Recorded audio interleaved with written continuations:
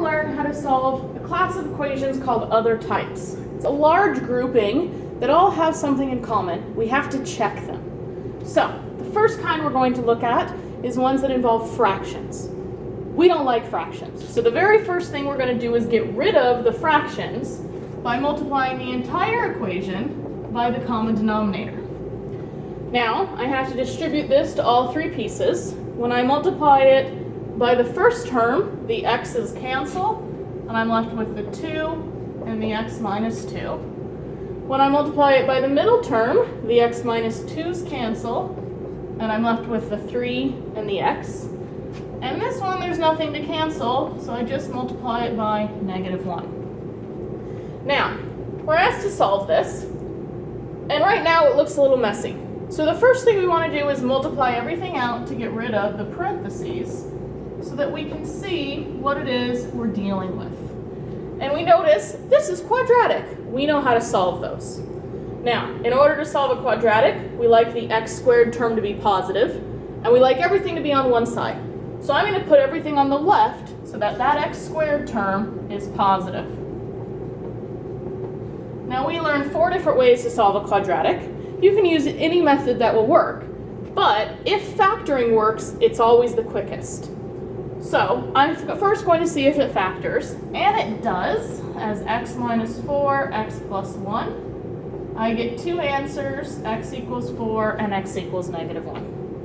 But I'm not quite done. What you have to do when you have an equation that starts out as fractions is check that either one of your answers is not going to make one of those denominators 0. So I take the 4 and I plug it into my two denominators and I say, does it make either one 0? Well, it makes them 4 and 2, not 0. Then I check the -1 and it makes it -1 minus 3, neither of those are 0. If I had gotten a 0 in a denominator, I would have had to cancel and throw out that solution because it didn't actually work. All right, now let's look at our next one. This has a square root in it, which we don't like. So whenever we have something we don't like, we try to get rid of it. To get rid of a square root, the first step is to get it totally alone. And the next step is to square it. We square both sides. On the left, that has now canceled the square root. On the right, I have to FOIL. But now I'm left with an equation with no square roots, and I say, hey, it's quadratic. So just like before, I want everything on one side. In this case, I want on the right side, so that x squared will be positive. So I end up with x squared plus 2x minus 3, which once again will factor. X plus 3x minus 1 gives me solutions of -3 and +1. Now, checking this one is a little bit more involved. I have to check them each individually, but I have to check all the way through, and you'll see why.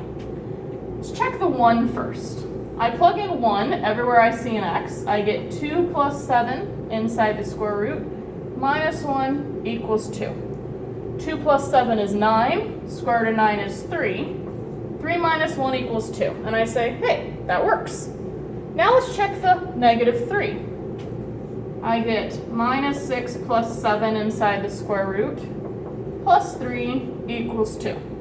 Minus 6 plus 7 is 1. The square root of 1 is 1. And I end up with 1 plus 3 equals 2, which doesn't work. So this -3 is an answer that we throw out. Let's move on to our next type. This one is the one that has the most wide variety of what they could look like. You'll notice that it looks vaguely familiar, or at least it should. It's what we call a quadratic type. If you go back and look at one of the quadratics from over here, they all have a constant term, a middle term with x, and a first term with x squared. Well, this is very similar. It has a constant term, a middle term with x squared, and a first term with x squared squared. So we're going to do a little substitution. I'm going to say let u equal x squared. Then this becomes u squared minus 3u plus 2. And hey, that's quadratic. In fact, it factors. U minus 2, u minus 1. So I get u is 2 or 1. But I don't actually care what u equals. I want to know what x equals. So I'm going to go back and say this means x squared is 2 or x squared is 1. So x is plus or minus the square root of 2 or plus or minus 1. Now, we have 4 lovely answers. What you have to check here depends on what the original looked like. So, look at these 4 answers. Does any of them make a fraction have a denominator 0? Well, no, because there are no fractions. Does any of them make a square root have a negative number inside it? Well, no, because there are no square roots. In short, there's nothing that could really go wrong here, and so we don't really have to check on this particular problem. Now, lastly, we have the absolute value. And absolute values are a little bit tricky. I'm going to look at a simpler example to explain why. Suppose you had the absolute value of x equals 2. Despite what you may think, there are actually 2 answers to this. Because x could equal 2, because the absolute value of 2 is in fact 2, or x could equal negative 2, because the absolute value of negative 2 is also 2. So, when you have an absolute value, you want to be able to get rid of it. So the first step is to get it entirely alone. And then we take our lessons from this much simpler problem. The thing inside the absolute value could just equal the other side. Or it's possible that the thing inside the absolute value could equal minus the other side. Just like up here, x could have been minus 2. So now I end up with 2 quadratics. Let's distribute the minus sign over here so we don't have parentheses getting in the way. We know how to solve quadratics. So, first step, get the terms all on one side. Then I try and factor so that I can solve. In this case, I get x is negative 3, positive 2. This one, get the terms all on one side. Factor if possible so that you can solve. And we get 6 and 1. Now, it looks like we have 4 answers. Only there aren't really 4 answers. You have to check.